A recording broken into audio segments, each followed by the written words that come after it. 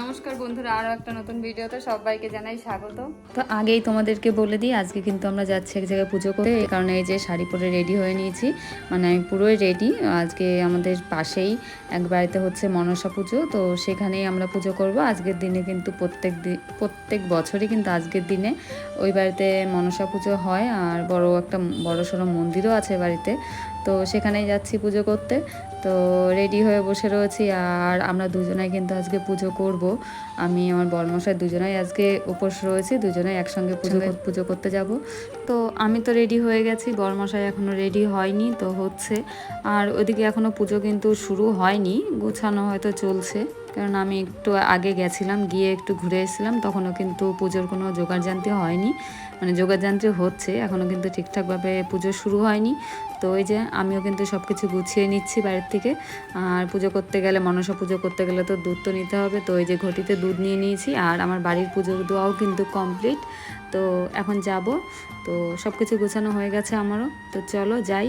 তো এখন আর বেশি কথা বলবো না, তো চলো দেখতে থাকো তোমরা ভিডিওটা। আর এদিকে আমার বরমশাইও কিন্তু রেডি হয়ে গেছে, জামা প্যান্ট পরে নিয়েছে। আর পুজোর আগে যে গঙ্গাবরণ হয়, সেই গঙ্গাবরণ কিন্তু করতে বেরিয়ে গেছে, তো বেশি আর লেট করব না, এখন বেরিয়ে যাচ্ছি। তো চলো। বরমশাইয়ের হাতে যে খোলাগুলো দেখতে পাচ্ছ কলা গাছের, তো এগুলো দিয়েই কিন্তু আমাদের এখানে দুধ কলা দেয়, এই খোলার মধ্যেই। আর এখানে এসে কিন্তু আমি দেখেছি এর মধ্যেই আমাদের এখানে এগুলো দুধ কলা দেয়।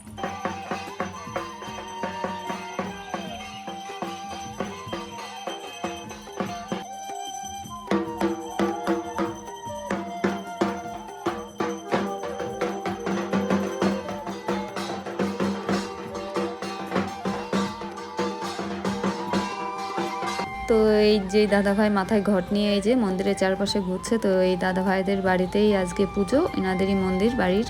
আর গঙ্গাবরণ তো হয়ে গেল, তোমাদেরকে তো দেখালাম গঙ্গাবরণ করে চলে এসেছে।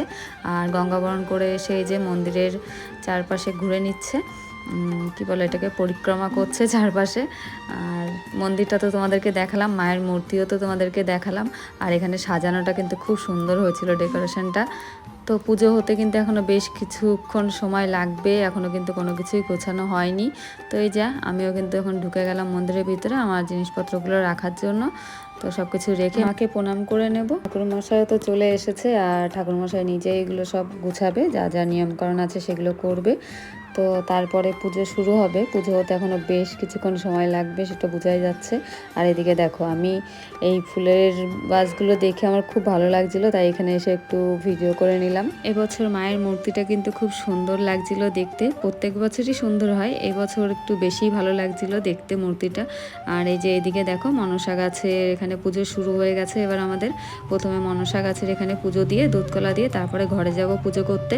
আর এরই মধ্যে কিন্তু খুব মেঘ বৃষ্টি শুরু হয়ে গেছে, জন্য সবাই তাড়াতাড়ি করে আর কি পুজোটা সারছিল, নয়তো ভিজে যেতে হবে। আর এই যে এদিকে আমাদের এই কাকিমা কিন্তু, আমাদের পুজো শুরু হয়ে গেছে, তো একটু পরে আরতি হবে, এই জন্য গাছা প্রদীপটাকে রেডি করে নিচ্ছে, কারণ একটু পরে আরতি হবে এই জন্য। তো এই যে আমরা এখন অঞ্জলি দেবো, আমার পুজো অনেকটাই হয়ে গেছে প্রায়, এখন অঞ্জলি দেবো।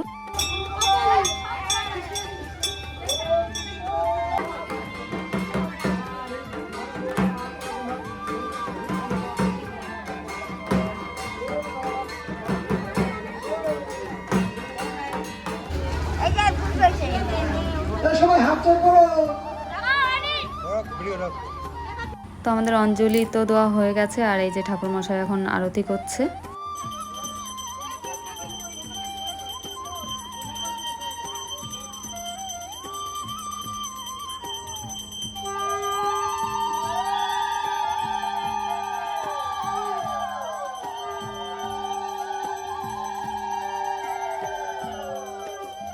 তো ঠাকুরমশাই কিন্তু বেশ নেচে নেচে আরতি করছিল, তোমরা এখনই দেখতে পাবে।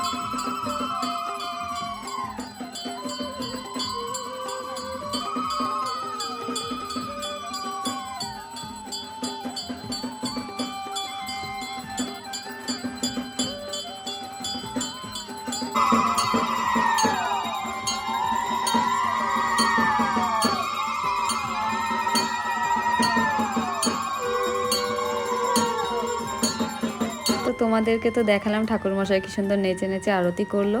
তো ওই যে এখন যজ্ঞে বসে গেছে, এখন হোমযজ্ঞ শুরু হয়ে গেছে।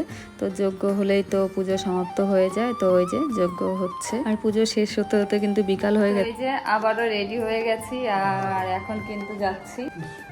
তো আমরা যেই বাড়িতে পুজো করেছি সেই বাড়িতে এখন রাত্রে খাওয়া দাওয়ার নেমন্তন্ন রয়েছে, তো সেখানে আমরা যাচ্ছি। আর ওখানে কিন্তু আজকে সারা রাত গান হবে, মানে কি বলে এটা যেন, কি বলে, বেহুলা লক্ষিন্দারের পালা বলে যত সম্ভব, হ্যাঁ সেটা কিন্তু সারা রাত হবে। তো চলো তোমাদেরকে গিয়ে দেখাচ্ছি।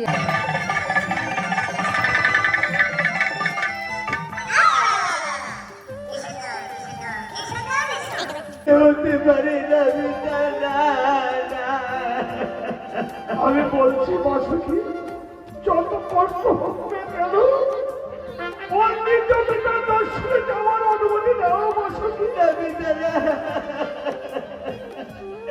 আমি ওকে ছোট থেকে কোলে পিঠে করে মানুষ করেছি, আমি ওকে কেমন করে বিদায়। আমার তো বড় কষ্ট হচ্ছে বাসুকি, কিন্তু ও যে আমার নিজ পিতা দর্শনে যাবে কি করে আমরা আত্মা বসতি। তাই বলছি বসতি, অনেক বেলা হলো বসতি, ও নিজ পিতার দর্শনে যাবার অনুমতি নাও বসতি। দিতে পারি, তুমি একটি শর্ত আছে পিতা।